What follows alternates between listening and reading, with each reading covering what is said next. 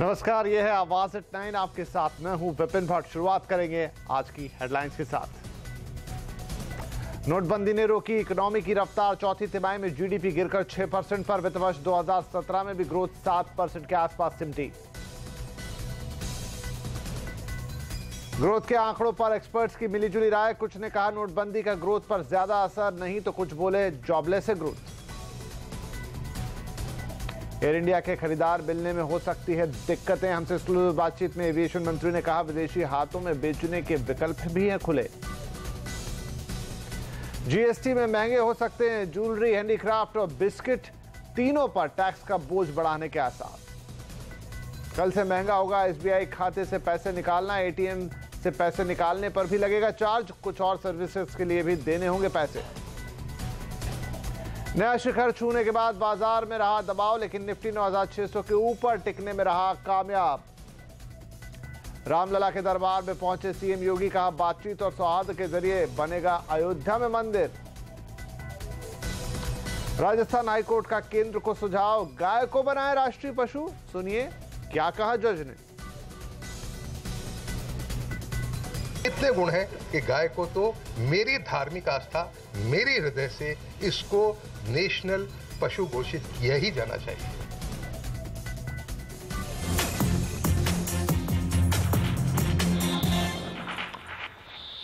Bulletin में सबसे पहले बात करेंगे जीडीपी नंबर्स की। तरक्की की रफ्तार में नोटबंदी ने जोर का प्रहार किया है। वित्त वर्ष 2017 में ग्रोथ 8% से घटकर 7.1% पर आ गई है। ग्रोथ को नीचे खींचने का काम किया है चौथी तिमाही ने, जिसमें नोटबंदी की वजह से जोरदार गिरावट दर्ज की गई है। चौथी तिमाही में जीडीपी ग्रोथ 6.1% रही है, जबकि तीसरी तिमाही में ये 7% पर थी।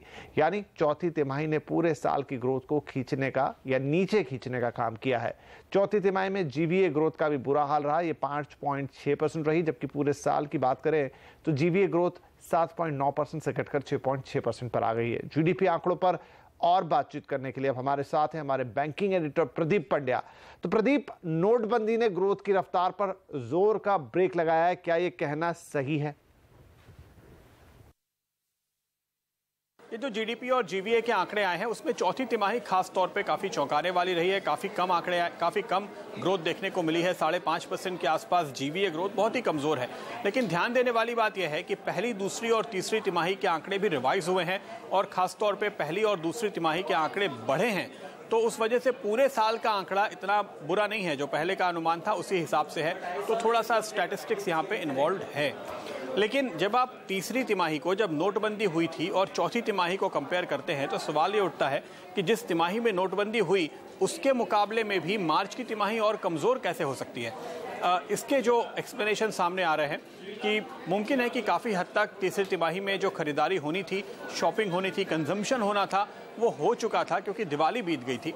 और बाद के दिनों में जो असर आया भी उसका बहुत ज़्यादा असर शायद नहीं पड़ा। कुछ एक सेक्टर्स में, जैसे कि आम जानकारी में है कि पुराने नोटों का चलन था और इस वजह से वहाँ पर काफ़ी सारी डिमांड बरकरार रही थी। लेकिन एक्चुअली जो लोगों की आमदनी घटी, काफ़ी कुछ कारोबार अटके, कामकाज अटका, उसका जो असर आना था वो इसके बाद के क्वार्टर में आता हुआ दिखाई दे रहा है। और साथ ही साथ ये भी कहा जा रहा है कि स्टॉकिस्ट के, डीलर के लेवल पर, दुकानदारों के लेवल पर जो इन्वेंट्री जमा हो गई थी दिसंबर क्वार्टर में, वो मार्च में लिक्विडेट हुई, तो फैक्ट्री से वो डिमांड आती हुई नज़र नहीं आई है। इसके अलावा कुछ एक सेक्टर्स में दरअसल हम स्लो डाउन देख रहे हैं। जैसे कोयले की डिमांड दरअसल घटी है और कोल इंडिया ने उत्पादन घटाने की बात कही है, तो उसका भी एक असर फाइनली आपको जीडीपी और जीवीए के आंकड़ों पर दिखाई दे रहा है। यहाँ पर एक अंतिम बात जो बाजार के लिहाज से जानने वाली होगी वो ये कि हम बात कर रहे हैं मार्च तिमाही के जीडीपी की और मार्च तिमाही के नतीजे आ चुके हैं। तो बाजार को पहले से ही अंदाज़ा है कि एक एक स्टॉक का, एक एक कंपनी का परफॉर्मेंस कैसा था। और ऐसे में इस मैक्रो डेटा से ओवरऑल जो बड़ा आंकड़ा आया है, जहां पे कमजोरी है, उसके ऊपर अब अलग से बाजार को रिएक्ट करने की ज़रूरत नहीं है, क्योंकि हम इंडिविजुअल स्टॉक्स और सेक्टर्स के लिए जो रिएक्शन देना था दे चुके हैं। शुक्रिया प्रदीप इस डिटेल एनालिसिस के लिए। इधर चीफ स्टैटिस्टिशियन टीसीए अनंत का कहना है कि ग्रोथ पर नोटबंदी का ही असर पड़ा है। ये कहना गलत होगा। ग्रोथ को कम करने के लिए कई और फैक्टर्स भी हो सकते हैं। डिमोनेटाइजेशन का क्या इंपैक्ट हुआ, एक नंबर से जोड़ना और उसके साथ और कोई एनालिसिस नहीं करना, मेरे लिए संभव नहीं है, क्योंकि मैं एनालिटिकल कंप्लीटनेस देखना चाहता हूं। Simple before and after arguments में बिलीव नहीं करता। उधर chief economic adviser Arvind Subramanian ने कहा है कि जुलाई से ही इकोनॉमी में सुस्ती है। साथ ही उन्होंने ये भी कहा कि बेस इफेक्ट के कारण मार्च तिमाही में ग्रोथ कम है।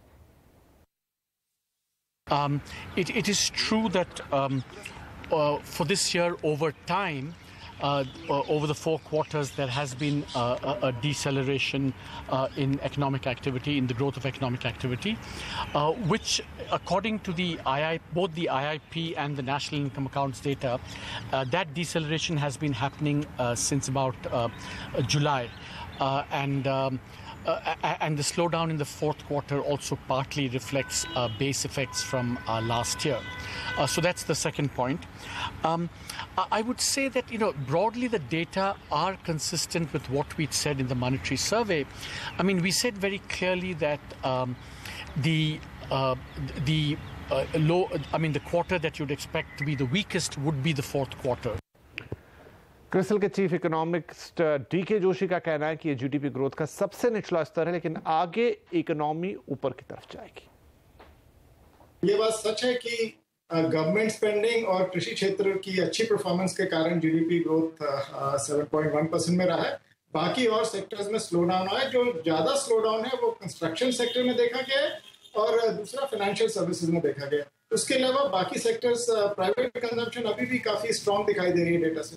तो थोड़ा धीमापन अवश्य है और 4th क्वार्टर में वो सबसे ज्यादा मैनिफेस्ट हुआ है। आगे चलते हुए हमारा मानना है कि इससे इकोनॉमी ऊपर की तरफ जाएगी। ये 4th क्वार्टर लोएस्ट पॉइंट है। एसबीआई के पूर्व चेयरमैन एके पुरवार का भी मानना है कि ग्रोथ में कमी कुछ वक्त के लिए ही है और आगे सरकार के रिफॉर्म्स का ग्रोथ पर असर दिखेगा। ये टेम्पररी डिप है ग्रोथ रेट में, मे बी 1 या 2 क्वार्टर और होगा, लेकिन ये एक फाउंडेशन तैयार की गई है एक हायर ग्रोथ के लिए आगे के समय में।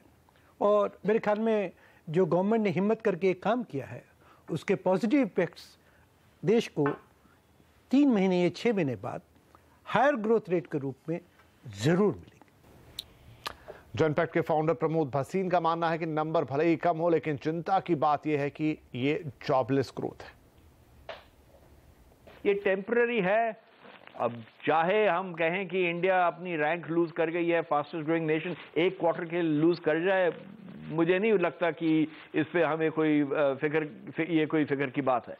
लेकिन सबसे बड़ी बात प्रॉब्लम है जी, ये जॉबलेस ग्रोथ क्यों है? और ये जॉबलेस ग्रोथ इसीलिए है जी, इसमें आजकल इन्वेस्टमेंट्स नहीं हो रही। हमारी इकोनॉमी में लोग वापस इन्वेस्टमेंट्स नहीं डाल रहे, मार्केट बढ़ रही है, प्रॉफिट्स थोड़े बढ़ रहे हैं, लेकिन माइनिंग में आप देखिए कंस्ट्रक्शन एक्टिविटी इतनी पिकअप नहीं की। तो ये जो बड़े बड़े सेक्टर्स हैं जहां एम्प्लॉयमेंट सबसे ज्यादा होती है, वहां ग्रोथ नहीं आ रही और ना इन्वेस्टमेंट हो रही है।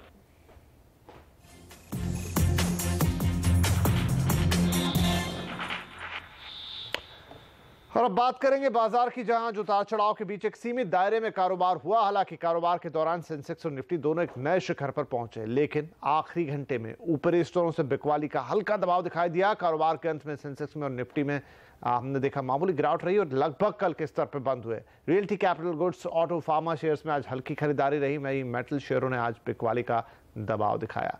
आईटी और सरकारी बैंक शेयरों में भी आज हल्की गिरावट देखने को मिली।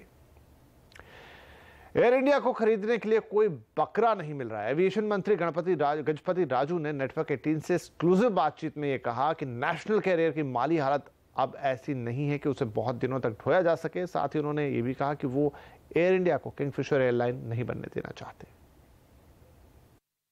Business as usual is definitely not an option. Okay. And governments had come out earlier with this turnaround plan. Yes. Financial reconstruction. Yes. But things as they appear didn't have a dent on the finances. So that's what's exactly pulling it down.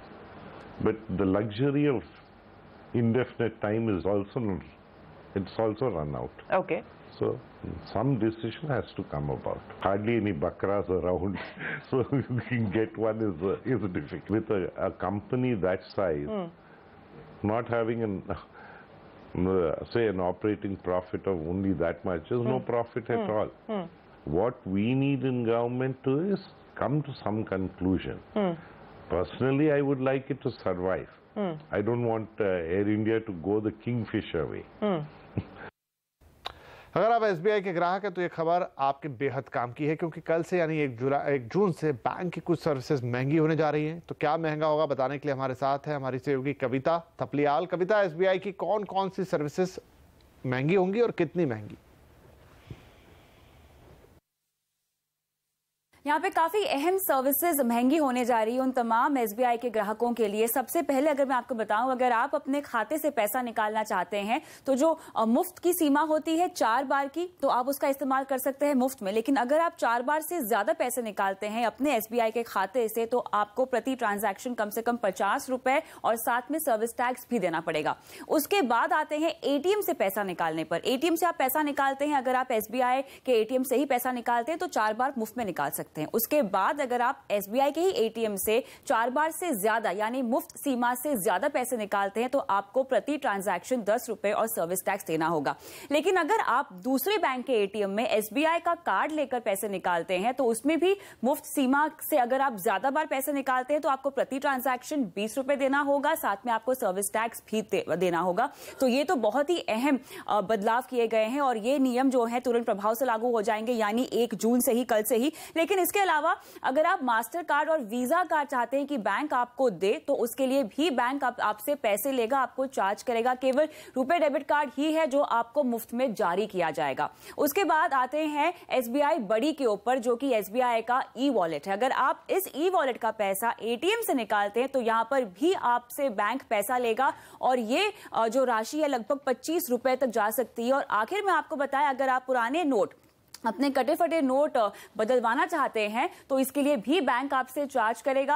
आपको बता दें, यहाँ पे लगभग अगर 20 note या 5000 तक की राशि के नोट पे अगर आप बदलाव करते हैं तो 2 से 5 रुपए तक का चार्ज आपसे बैंक लेगा। तो ये वो तमाम नियम है जो कि कल से लागू हो जाएंगे और अहम सर्विसेज पे यहाँ पर अब फीस चार्जेस जो है बैंक की तरफ से बढ़ा दिए गए हैं।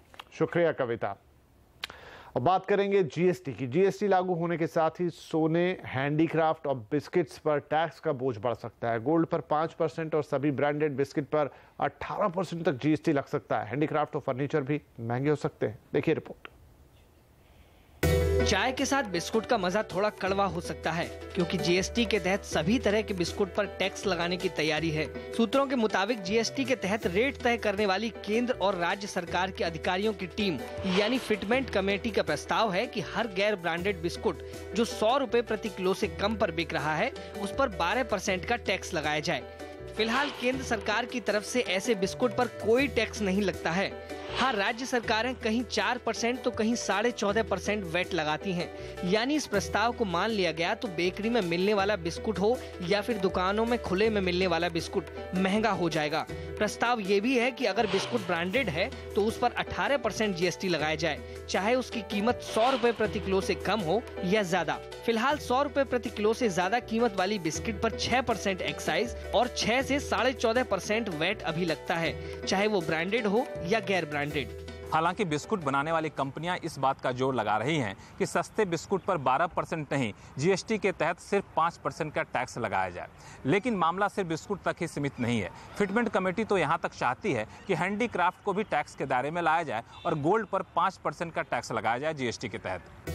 सूत्रों के मुताबिक जीएसटी काउंसिल के सामने फिटमेंट कमेटी ये प्रस्ताव रखने वाला है कि गोल्ड पर 5% ड्यूटी लगाई जाए, यानी गोल्ड के लिए अलग से टैक्स स्लैब न बनाया जाए। अगर ऐसा हुआ तो गोल्ड पर इंपोर्ट ड्यूटी कम की जा सकती है जो फिलहाल 10% है। फिलहाल गोल्ड पर 1% एक्साइज ड्यूटी है और राज्य भी करीब 1% का वैट लगाते हैं, सिवाय केरल के जहां 5% वैट है। हालांकि केरल को छोड़कर बाकी सभी बड़े राज्य गोल्ड पर 2 से 3% जीएसटी के पक्ष में हैं। इसके अलावा हैंडीक्राफ्ट को भी जीएसटी के दायरे में लाने का प्रस्ताव है।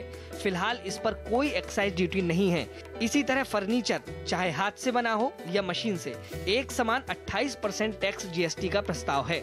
हालांकि ये सभी प्रस्ताव फिटमेंट कमेटी के हैं जो 3 जून को जीएसटी काउंसिल के सामने रखे जाएंगे।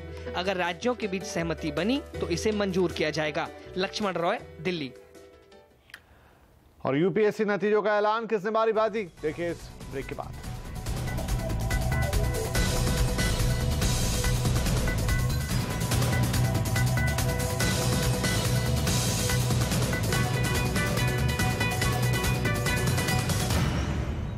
आज राजस्थान हाईकोर्ट ने केंद्र सरकार को गाय को राष्ट्रीय पशु घोषित करने की सलाह दी है। ये सलाह एक गौशाला से संबंधित जनहित याचिका पर फैसले के साथ दी गई है। फैसला देने वाले हाईकोर्ट जज महेश चंद्र शर्मा ने नेटवर्क 18 से एक्सक्लूसिव बातचीत में अपने फैसले को समझाने के लिए राष्ट्रीय पक्षी मोर के ब्रह्मचर्य का उदाहरण भी दिया। जो मोर है ये आजीवन ब्रह्मचारी है, ये कभी भी मोरनी के साथ सेक्स नहीं करता। इसके जो आंसू आते हैं, मोरनी उससे चुभकर गर्भवती होती है, मोर या मोरनी को जन्म देती है। साधु संतों और जब मंदिरों में इसीलिए मोर को काम में लिया जाता है, ब्रह्मचर्य है।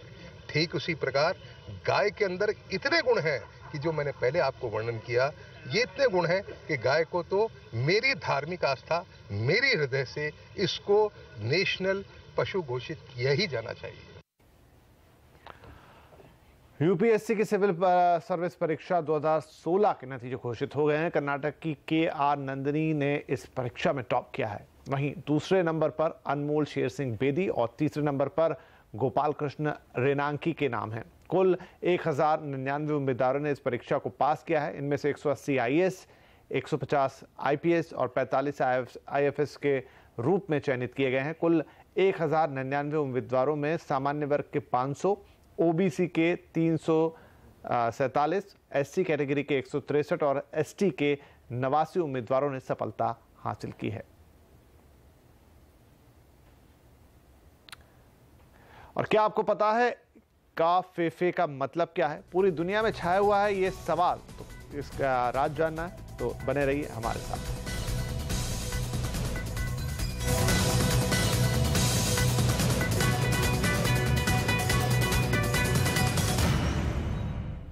आज वर्ल्ड नो टैबेको डे है। सरकार इस मौके पर नए सिरे से जनता को तंबाकू के खतरों के प्रति जागरूक कर रही है, लेकिन इसी मकसद से लाए गए एक नियम की कैसे धज्जियां उड़ रही हैं, ये हम आपको दिखाते हैं।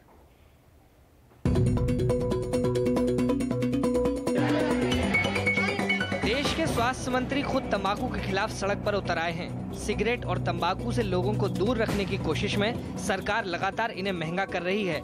ऐसा लगता है कि अब देश तंबाकू से तौबा कर ही लेगा, लेकिन ये ऊपरी सच्चाई है, अंदर की बात कुछ और है। और ये अंदर की बात खुली सड़कों और गलियों तक में पसरी है।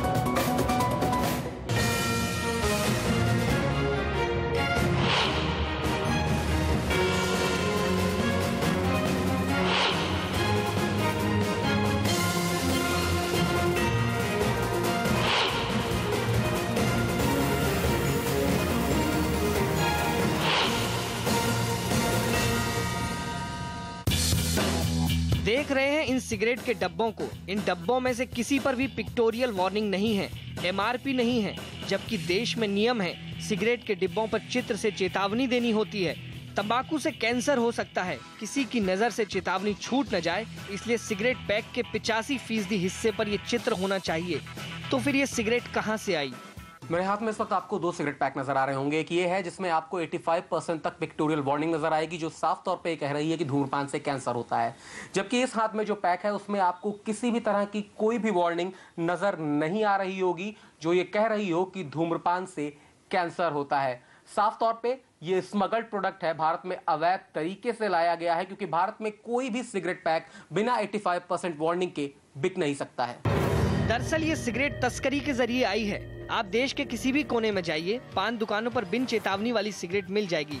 यहाँ तक कि जो स्वास्थ्य मंत्रालय तंबाकू के खिलाफ जंग लड़ने का दम भरता है, उसकी नाक के नीचे ही सुलगती तस्करी की सिगरेट का धुआं बेफिक्री से उठता है।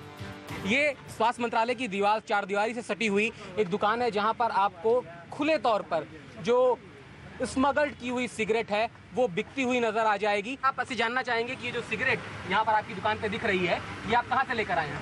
सेलमैन दे जाता है। सेलमैन। कितने की लेते हैं आप? 100 रुपए।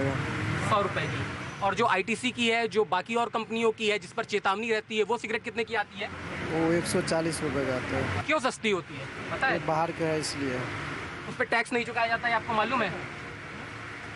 अच्छा, ये इस तरह की सिगरेट बेचना कानूनन जुर्म है, इसकी जानकारी है आपको? जी नहीं है। नहीं है। नहीं। तस्करी की सिगरेट के बारे में दरअसल सरकार को सब कुछ मालूम है, लेकिन इस पर रोक की मैराथन तैयारियां हैं कि खत्म ही नहीं होती। मंत्री जी, एक बड़ा सवाल है, आप टोबैको के लिए बड़ी कार्रवाई कर रहे हैं, लेकिन जो इलिसिट स्मगल्ड सिगरेट है वो इसी मंत्रालय की चारदीवारी के बाहर बिक रही है, इस पे क्या कार्रवाई होगी? हर तरीके के कार्रवाई करने का प्रयास भारत सरकार कर रही है और इन सारी चीजों को भी हम ध्यान में रखते हुए अग्रेसिव कैंपेन शुरू कर रहे हैं। देश में बिक रही हर 5वीं सिगरेट तस्करी की है और ये लगातार बढ़ रही है। इसकी गवाही सरकारी आंकड़े देते हैं। 2013-14 में करीब 21 करोड़ की तस्करी वाली सिगरेट जब्त की गई थी, जबकि 2016 में ऐसी 162 करोड़ की सिगरेट जब्त की गई, यानी 650% का इजाफा। जहां तक लीगल इंडस्ट्री का सवाल है, लीगल इंडस्ट्री को उसी स्टडी के मुताबिक, फिक्की की स्टडी के मुताबिक करीब 13,000 करोड़ की सेल्स लॉस होती है। ठीक है, जहां तक फार्मर्स हैं उनकी अर्निंग्स में 1500 करोड़ पर एनम की उस पे का इम्पैक्ट आया है। यूरो मॉनिटर के मुताबिक भारत सिगरेट तस्करी का चौथा सबसे बड़ा बाजार है। बिना किसी निगरानी और टैक्स के बेची जा रही इस सिगरेट से सेहत को ज्यादा खतरा तो है ही, लेकिन सरकार को हजारों करोड़ के राजस्व का भी नुकसान हो रहा है। प्रतीक श्रीवास्तव, दिल्ली। अमेरिकी राष्ट्रपति डोनाल्ड ट्रंप अपने ट्वीट्स को लेकर चर्चा में रहते हैं। कभी अपने उल्टे पुल्टे बयान तो कभी गलत स्पेलिंग के चलते वो अक्सर सवालों में घिर भी जाते हैं, लेकिन इस बार उन्होंने कुछ ऐसा ट्वीट कर दिया जो समझ से परे है। ऐसा लग रहा है कि Trump despite the constant negative press coverage लिखना चाह रहे थे, लेकिन न जाने ऐसा क्या हुआ जो उनका कवरेज कॉफी में बदल गया। अब जब कॉफी वक्त तक ये डिलीट नहीं हुआ तो लोगों ने इसके जरिए ट्रंप का मजाक उड़ाना भी शुरू कर दिया। तो आवाज एट 9 में आज के लिए इतना ही, लेकिन कल आपसे फिर मुलाकात होगी। तब तक के लिए नमस्कार।